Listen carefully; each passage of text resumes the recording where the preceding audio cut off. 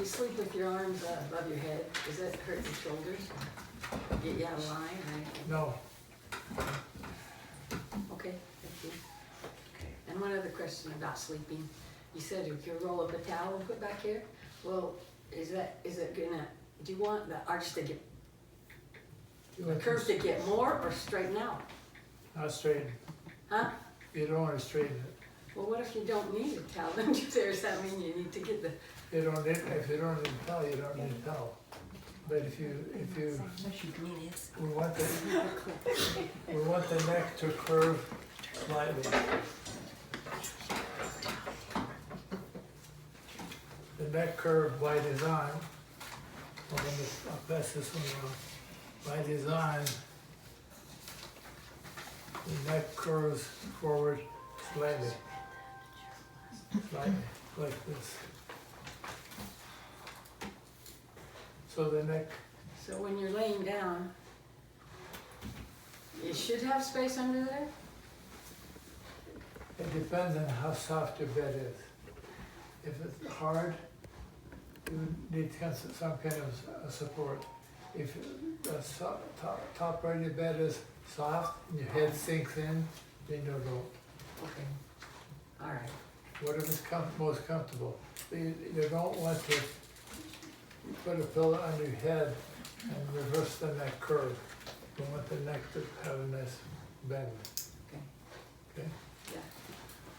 Thank you. Yep. Okay, today we're going to do 3 things. One, let me give you a little bit of history. Let me give you a little bit of anatomy, a little bit of physiology, and then I'm going to certify all of you to become family health providers. I'm going to teach you the cream of a number of different techniques that are used in chiropractic to neutralize, align, balance, mobilize the spinal column pelvic unit. I'd like you to remember that whole phrase, spinal column pelvic unit. That's one unit. It's made up of many parts. A lot of people think the spine is independent. It's not.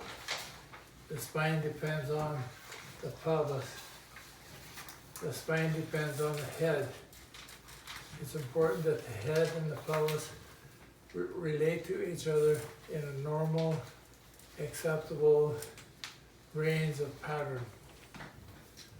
So the history, when chiropractic was first developed in the United States, was 1895. Dr. D.D. Palmer treated a black guy who had been deaf. He treated him 3 times and he got his hearing back. And all they did was treated the upper neck. He then went on to eventually start a school, Palmer College of Chiropractic. His son then specialized and they did a lot of research. They traveled all over the world and collected spines and did a lot of study on the anatomy and physiology. B.J. Palmer came up with a technique to treat one vertebra. That's the atlas, the top vertebra in the neck. It holds the head. B.J. said if the atlas was moving freely and compensated, then the head will balance and everything else below will line up. Well, so chiropractic became very famous worldwide. A lot of doctors, and that's all they treated was that one vertebra. But it didn't help all of them.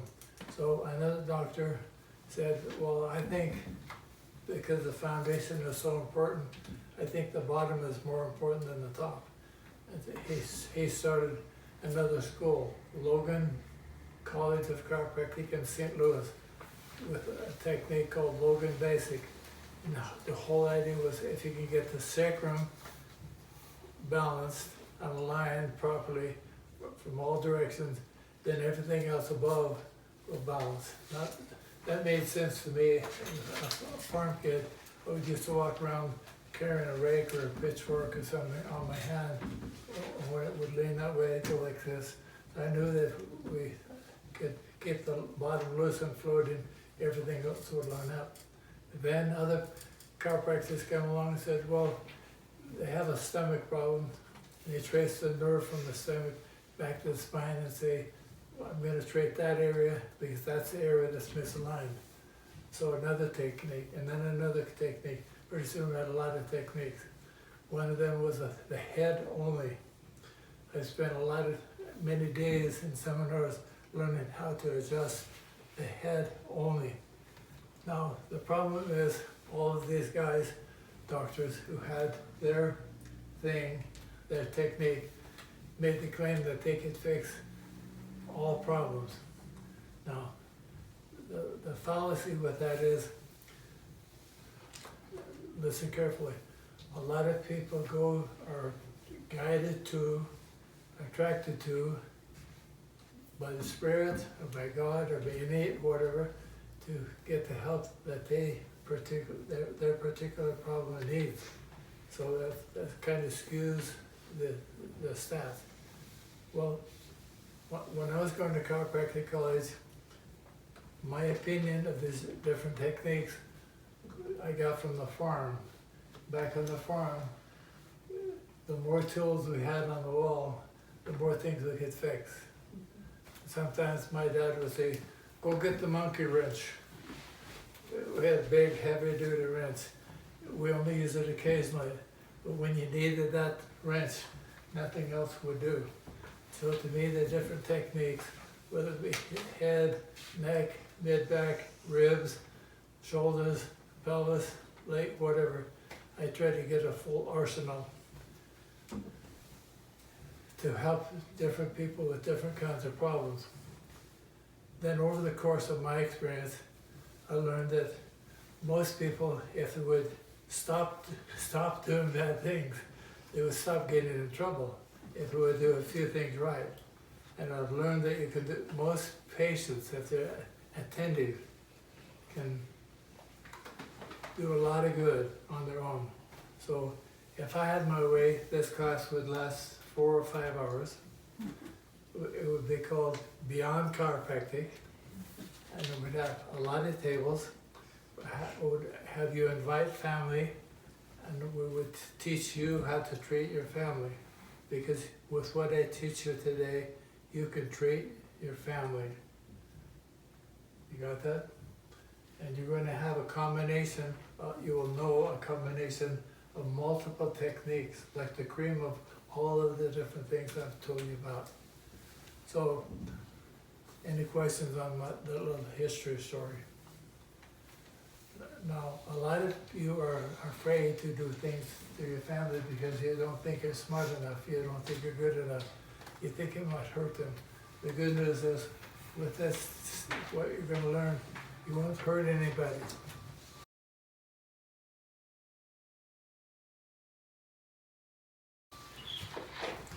Now, the anatomy lesson. I'm going to pass this around. I want you to look at it close. The neck has small bones. The mid-back carries more weight, so it has bigger, the vertebrae get bigger. Down at the bottom, it has even more weight. That's where they get big. Okay? Now, when we start to help people get well, keep this in mind. It's not about the bones. It's about the nerves.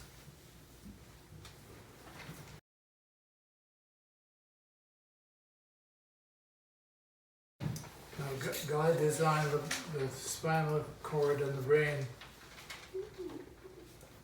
with tremendous protection capacity. I want you to look at this close as I pass it around. Both of these models have basically the same concept.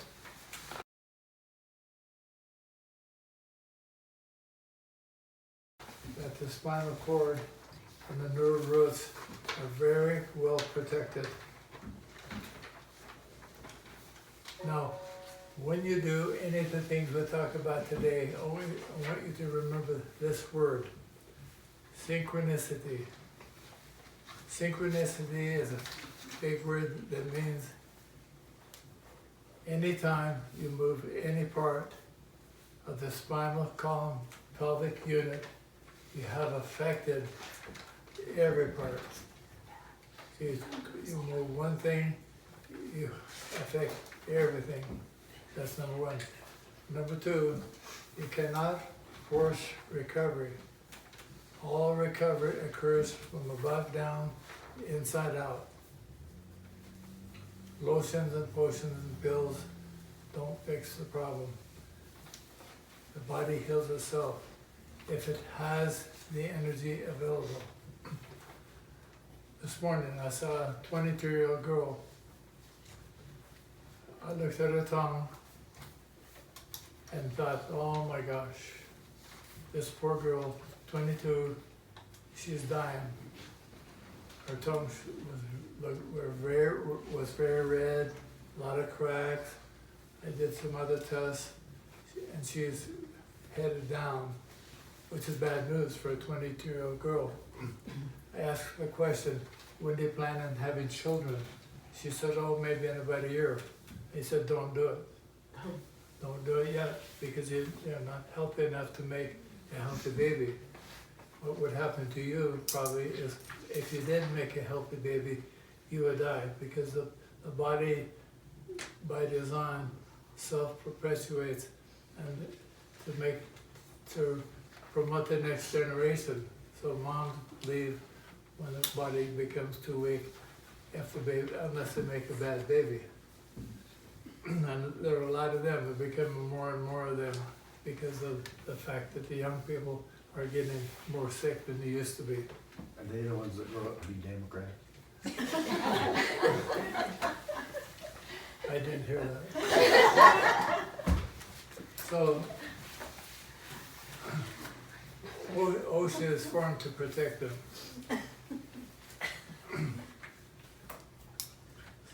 So, now we're going to do what I call active, do-at-home, self-care technique. This has a front and a back. A front and a back. If you'd like to take an extra one, you're welcome to take an extra one so they can share with another person. So, as we go through this discussion, we'd like to have you think of this. You all have friends or family who need help physically. Anytime you do any of these techniques, you improve body function. That's why, in my profession, I can tell anybody with any problem that I can help them. Because if we help any part of the body, we've helped every part. Now sometimes people are far enough down that they won't get well. We can make death more gentle. The idea is to catch the problems early.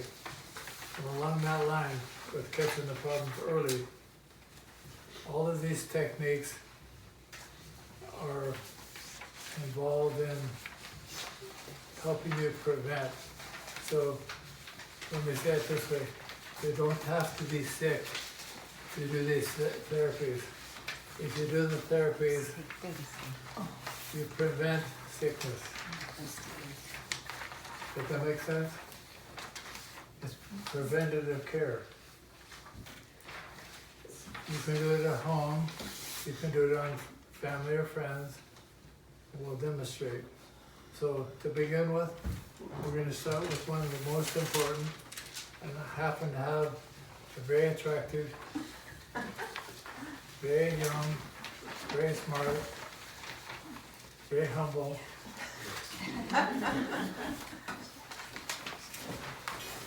relatively obedient daughter Denise. By the way, I'm sorry, what did you say about the obedience? Relatively. Keyword there. and she thinks she's the favorite daughter. I'm trying to call more. We all think we're the favorite, that's the key there. Okay. The Sacral Slide. A lot of you are doing it. So the purpose of this is to help you do it better. And when I see you can help other people, if you, and we're gonna get to it, when we do the occipital release and the microcranial mobilization, and you are helping somebody's head to realign and become more mobile, you can teach them how to do and have them do the sacral slide while you're up here. So to do the sacral slide properly, we also include the mind. So when you breathe in to slide the leg, you think the words, I am getting better and better. When you exhale, every day in every way. That says that right on your page, top of the page. So Denise is going to do, in fact, would somebody with a watch time for, somebody have a watch with a timer? Okay, when I say go, she's going to go do the sacral slides, start to finish. I want you to tell her how long it took. Let me describe what she's going to do so you know. She's going to, first of all, she has a neck roll. I recommend a towel for the neck roll to support the neck curve. If you have a weakness in the low back, then you make an oval to put under the low back. It fits between your belt line and your bra line. If you don't wear a bra, just imagine. He knew it was coming. Okay, I got the dimensions. she's going to point her feet straight up. Breathe in and slide the right leg down, the left one up. Taking 5 seconds to breathe in, 5 seconds to breathe out. Pause. And feet are going to go out. She's going to do it again. Feet are going to go in. She's going to do it again. Pause between each. Then she's going to do it again, all over again with the left foot.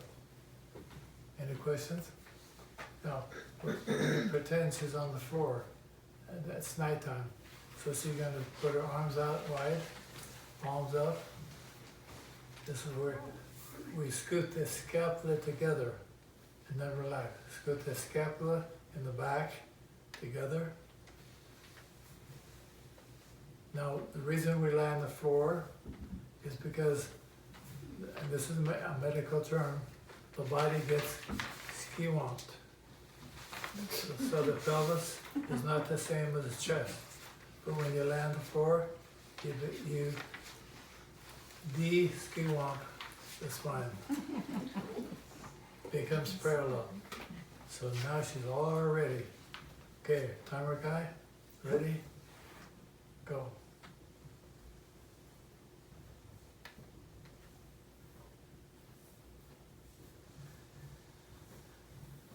She's doing it perfect. Now, some people try to cheat to get their leg taken more by bending the knee. Don't bend the knee. It's not about the feet. It's about the hips, the pelvis. Think of throwing a rock in the pond.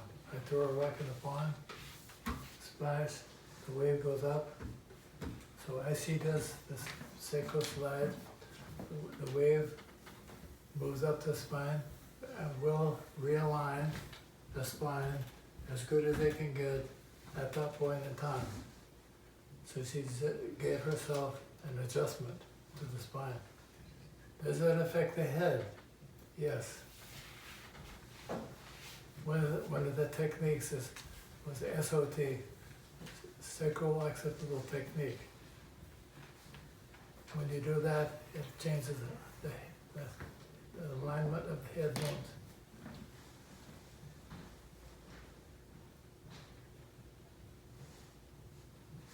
Okay, this is our last move. The next best time to do this is in the morning, in bed, before you get up. Time. Okay, 1 minute, 30 seconds. 1 minute?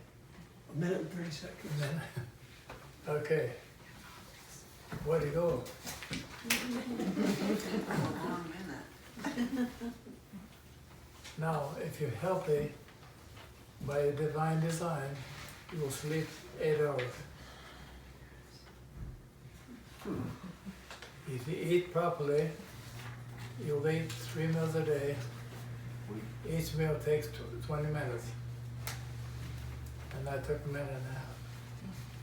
And that helped the body work at a higher level. Okay? Next self-care technique, thoracic roll. The thoracic roll is a technique used to mobilize the entire spinal column, pelvic unit, plus the rib cage. If you're not breathing with the 2-inch expansion, the difference between in and out, you have compromised detoxification, because the lungs, if they're working properly, will emit about 70% of the toxins that leave the body. A lot of people don't have good lung expansion because of faulty posture, bad habits. So the ribs get restricted and don't move properly. This technique helps to mobilize and align the ribs and the sternum and back on the spine at the same time. So let me explain what she's going to do. She's going to breathe 6 times. The first 2 will be deep. Deep means this way. Wide, think of a Christmas tree, the branches, and then belly. And each time she breathes, she's going to exhale slowly and let her legs rotate over to the side and blow out. Way out. You don't throw it down, you don't drop it down, you lower it down slowly and let it go clear down. Okay, we're going to time this again, please. You ready? Okay.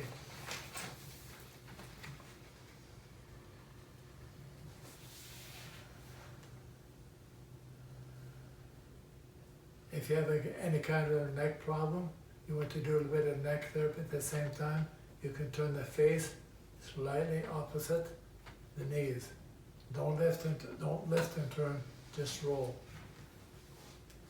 Now, you'll notice as she brings her knees up, she's breathing in. As she lets her knees down, she's breathing out. Okay? Very slow, gentle. You got no force, it's all easy. Now, will this make a crooked spine straight? No bit of help.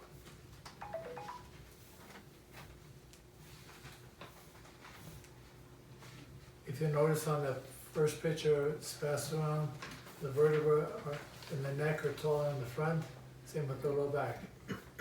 Where the ribs are attached, they're taller in the back. By divine design, God made the spine that way, so when you turn, it doesn't change the length of the cord. The length of the cord stays the same with that rotation because of the design of the spine.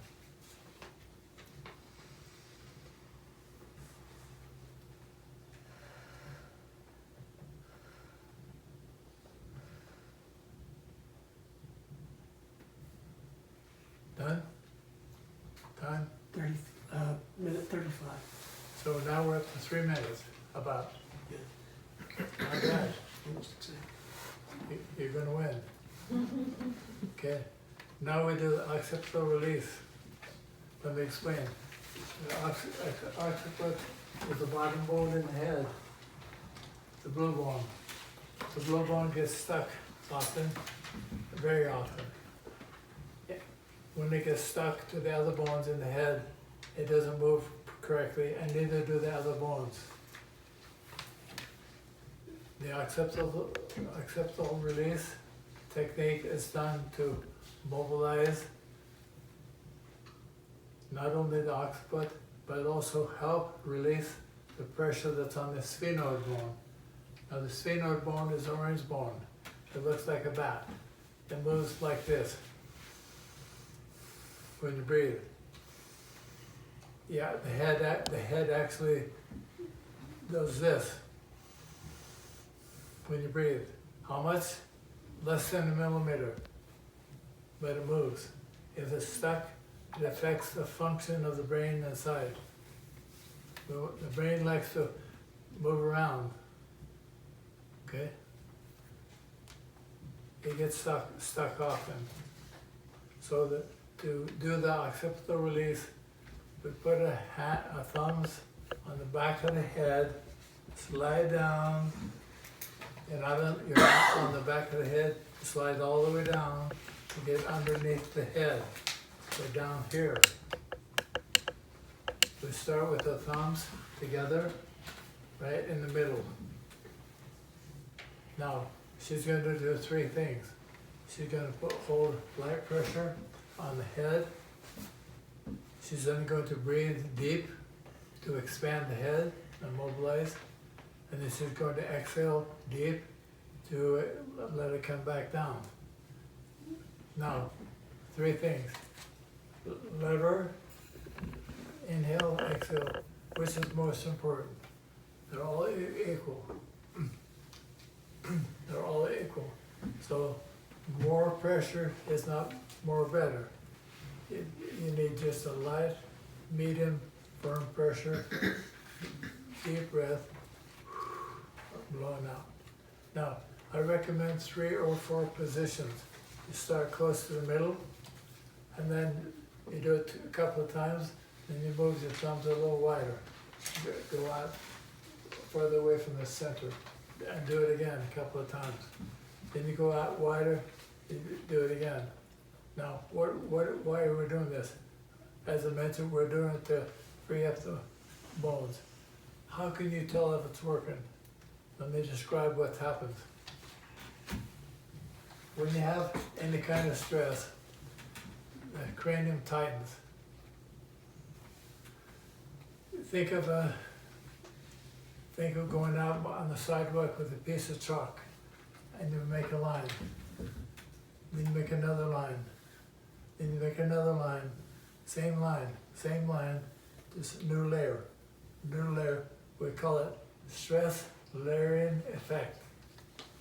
So on the back of the head, you're going to feel layers, just like a wide band on the base of your head. When it forms, it will first be thin. With added stress over time, the layers get thicker and thicker. Finally, it will get tender. Finally, and you'll have new bands that develop out further. So many times you'll feel many sore spots. So it gets tight, gets thicker, then it gets sore. Now, what happens when you do the release?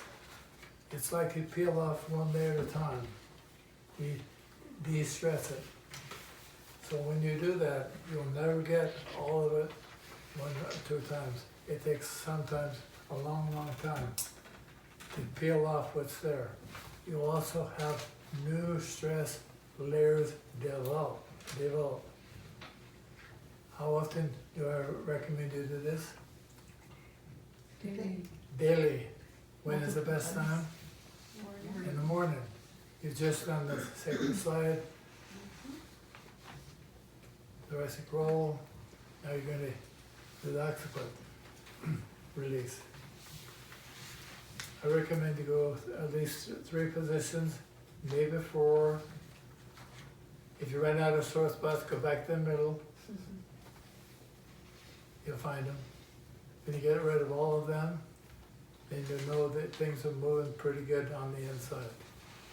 Okay, now, ready at time? Sure. Okay, do all 4 twice. Okay. Go ahead.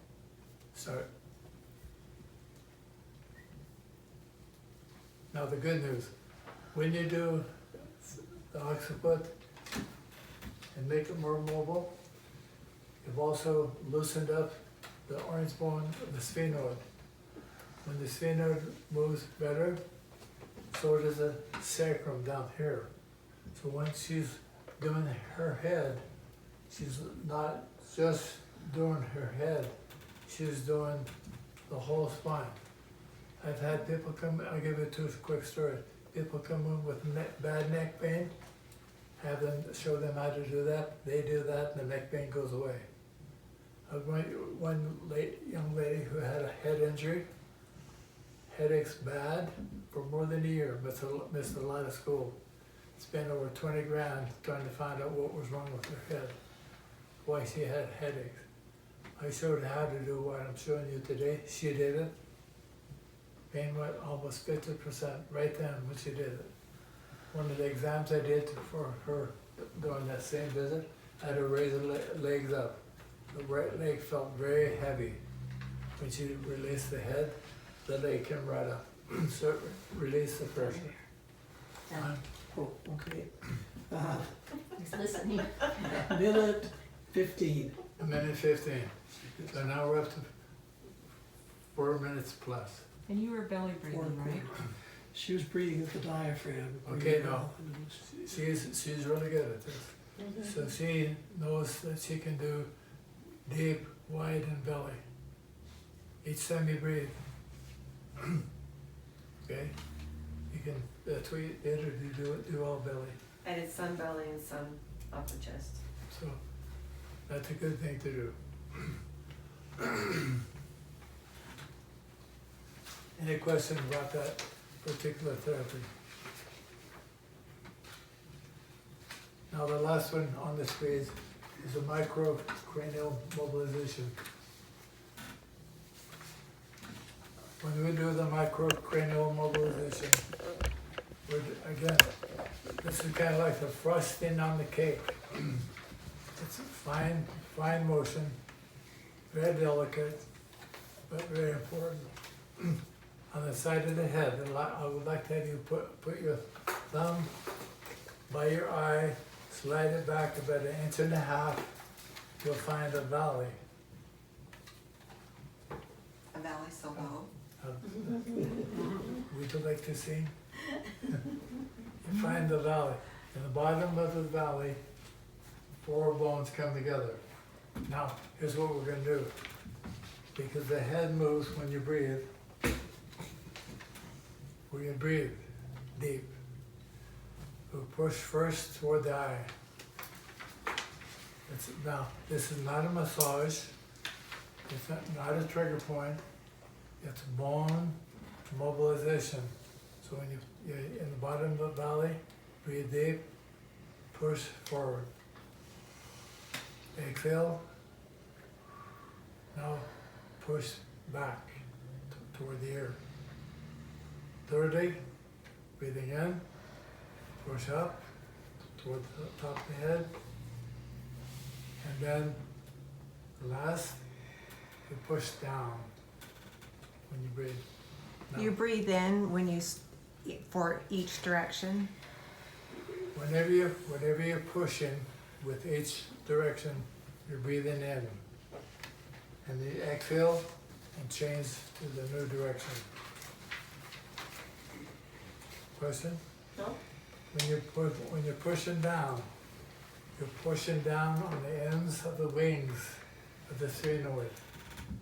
That's most important. And one of the things I like to do is because the sphenoid is very important to have it moving. I like to push down twice.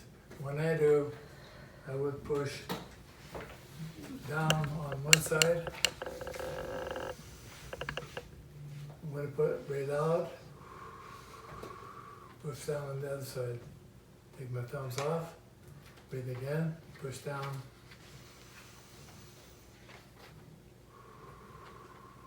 Just to help the sphenoid a little more to get loose.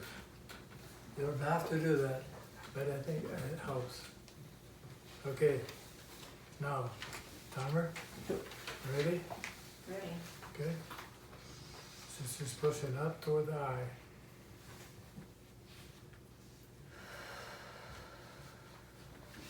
Down toward the chin.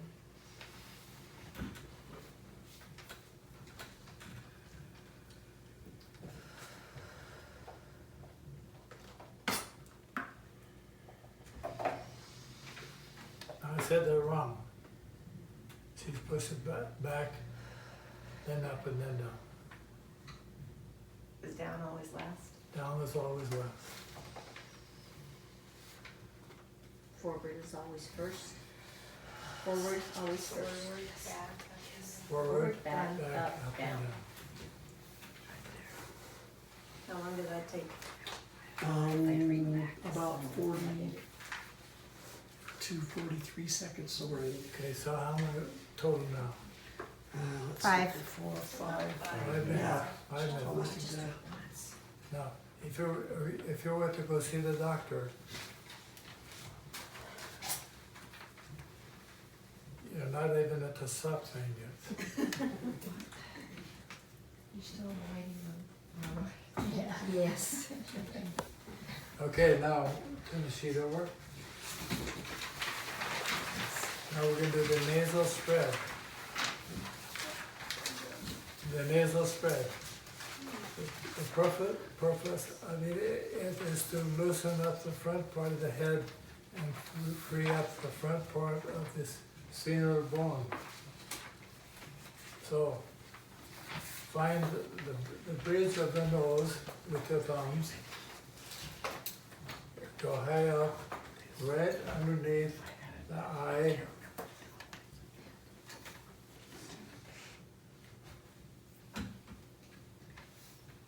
Thumbs up. Higher, close to the bridge, high. There you go. Put your thumbs at the bridge of the nose. Reach around the back of the head. Get a grip. God designed the face just so you could do that. Right there. Right there is a groove. That's where your thumb goes. Right there. Yeah. Right here. And you hook onto the back of your head so that when you do the therapy, you can stabilize the motion. So when you breathe in, you're going to pull in 2 directions at the same time. You're going to pull out and up. Now that's not 2 moves, it's 1 move. So you go 45-degree angle, up and out. And as you breathe, then you blow, relax, go in again, get a hold of the bone, do it again. So you're opening up all these sutures. That's where the bones come together. And you're giving some motion to the front part of the sphenoid bone, up here. If you have sinus problem, nasal septum deviation, that's very, very helpful for you. Okay, do I recommend 3 times? When you do that, timer, you ready? Yep. Okay, go.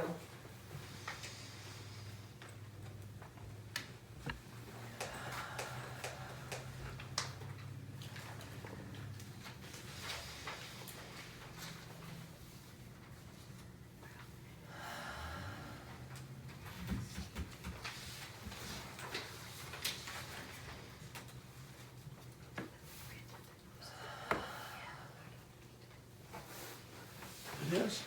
So she's going up Time. and out, okay. 25 seconds.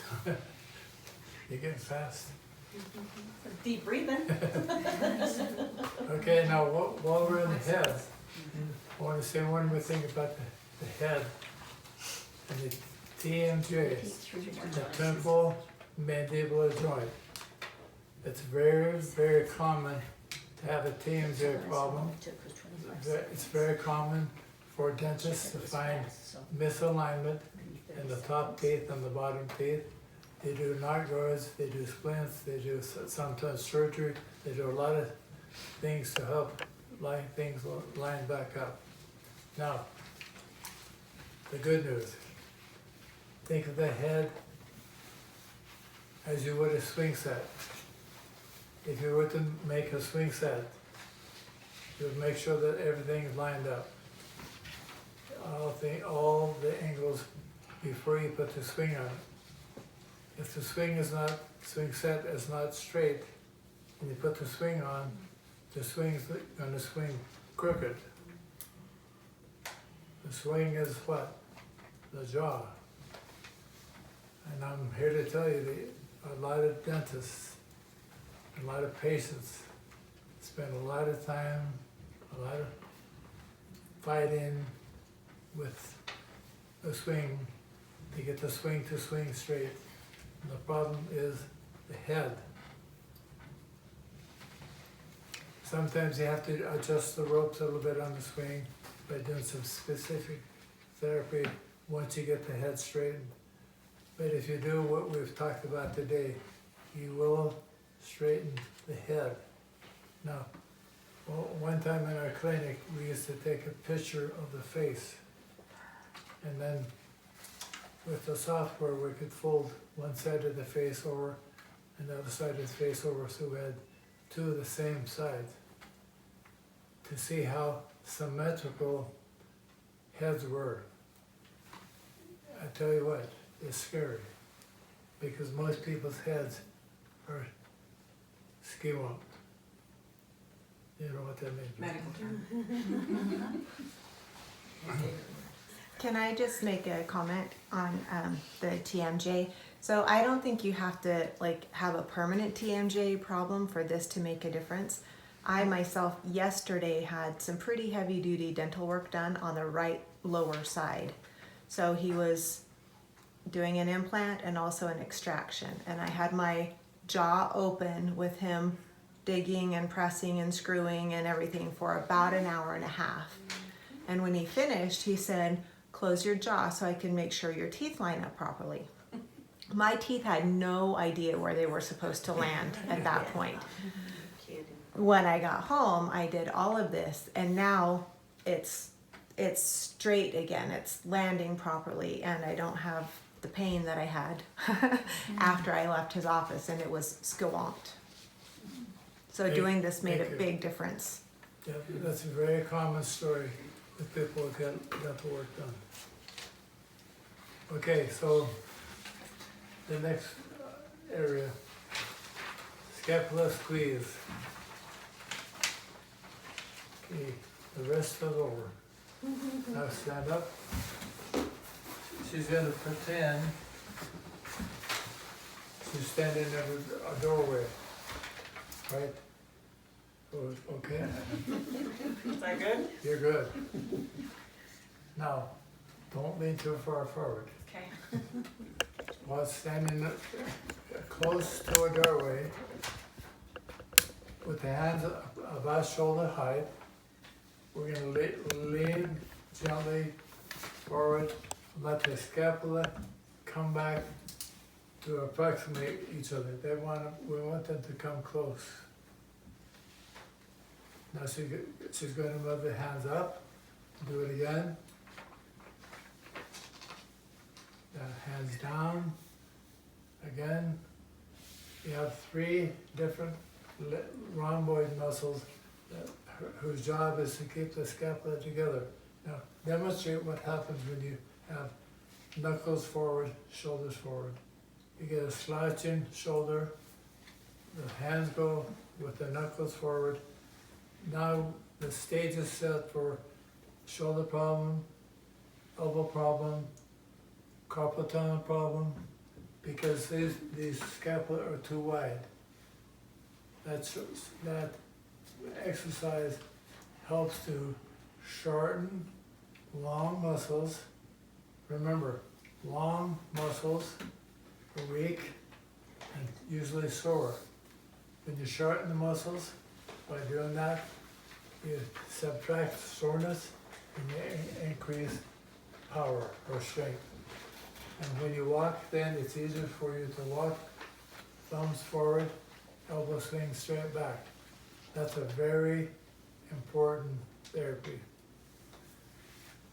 That would be a very good thing for school children from K to 12 to do that every time we go in and out of the room, to get the shoulders back, because they spend a lot of time down with the head forward, hands forward. Thank you. Any questions about that? How many times should you do that? When you're in the doorway, Mm-hmm. okay, let's time it. So do each position twice. Now, notice, okay, ready? Yep. Go. Now, you notice when her hands are on the door, she's going to also change the direction of her fingers. Pointing fingers out, that changes what's going on in the wrist and the elbow and the shoulder. Nice and slow, nice and gentle. Again, no force.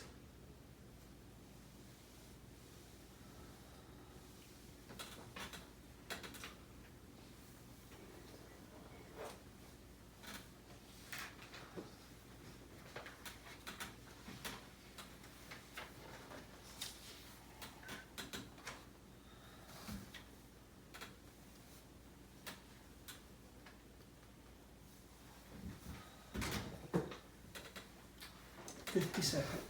Okay, you just scoot that over that way for me. Okay, the last one, we took down feet.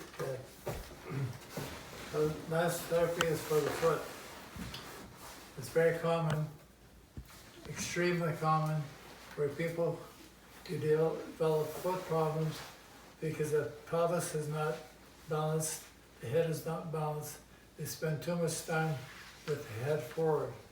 So when the head goes too far forward, the foot arch gets tired and the foot rolls down. That's called pronation. They develop plantar fasciitis. They develop heel spur because the tendons on the muscles get pulled and pulled, and the body adapts and makes that bone longer and sharper to hold the pressure from you leaning forward. And that gets very painful. But I just love that. It's quick, easy, $1,500. They just slice, sand, you feel better. But you haven't corrected the cause. The cause is from the body being too far forward. Now let me explain why. When by divine design, by the way, in my book, we didn't have that book. By divine design, that's why I named the book that. The body can heal itself if you facilitate. Facilitate means help. By divine design, the body will survive.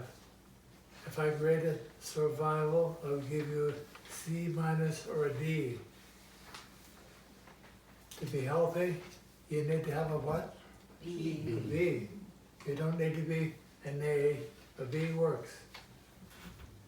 And the foot was designed with a nice rounded heel, so when you walk, it rolls. The next thing that touches the floor is the outer two toes. That portion of the foot is what I call the back foot. When the weight of the body crosses midline and now is going forward, the weight shifts from the back foot to the front foot. Now we have the front three toes and this ankle, big, heavy, strong bone. And when you push off with the three toes. Now, I would like you to watch people walk. If you do, if you watch people walk, you'll sense something like this. Oh my gosh. Because they walk and slap. They take a step and slap. They take a step and slap. Well, guess what happened in the knee? The knee now is wearing out. That's not a problem in Idaho Falls because they give you new knees every day. You get them both done the same day, you might get a discount. How can you fix that? Practice, practice, practice. Standing with the weight back on the back foot. And now what do you do for therapy? Right here, where the back foot and the front foot come together, right there, that gets stuck. It becomes very sore because it's stuck. Like on the farm, we used to hobble cows so they wouldn't kick. We keep them locked together. They get locked together. So I recommend you do this. Number one, you can put a golf ball under your foot when you're sitting. Put the golf ball right exactly in the junction between the front foot and the back foot, and then gently roll the foot back. So we're rolling the ball between toe 3 and toe 4 to create motion. Now, if you gentlemen would like some fresh chocolate chip cookies, then do this for your wife. Have her lay down, get by her foot, say, dear, I want to help you. Put your thumb right there, gently, okay, gently, and you create motion between the back foot and the front foot. Then you work up between third and fourth toe. Now, when I do it, I like to cup the heel and create some traction in the ankle, that joint right there. That joint should be level. But when the foot goes down, that joint always tips. When it tips, it gets less motion. If you cup the heel, put a light traction, take your other thumb, go right on the junction.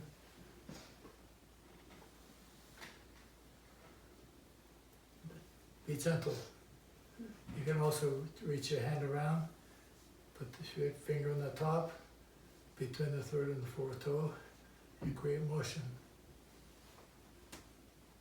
Okay, now, if you have a vibrator of any kind, you can do that with a vibrator. Now, there's a brand I recommend. It's called Wall. W-A-H-L. This is called Pure Wave paddle. It costs about $130. You can buy a Wall for 20 or 30 or 40 or 50, whatever you want to buy, depending on which model you want. You can buy them on Amazon. What do you do with it? They go like a jackhammer, up and down. Now, you jackhammer the loose. Now, the difference between slow and fast is not depth, because it's the same depth, but it feels smoother at high speed. Light pressure. Now, usually if I do it about that long, and I stop,